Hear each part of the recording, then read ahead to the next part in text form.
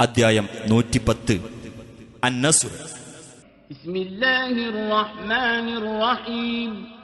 പരമകാരുണികനും കരുണാനിധിയുമായ അല്ലാഹുവിന്റെ നാമത്തിൽ.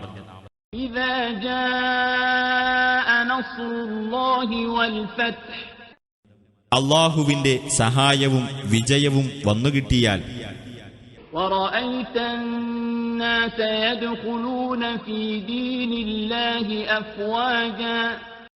ജനങ്ങൾ അല്ലാഹുവിന്റെ മതത്തിൽ കൂട്ടം കൂട്ടമായി പ്രവേശിക്കുന്നത് നീ കാണുകയും ചെയ്താൽ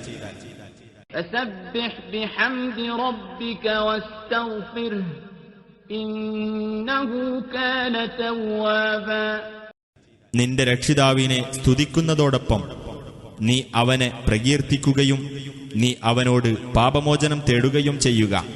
തീർച്ചയായും അവൻ പശ്ചാത്താപം സ്വീകരിക്കുന്നവനാകുന്നു.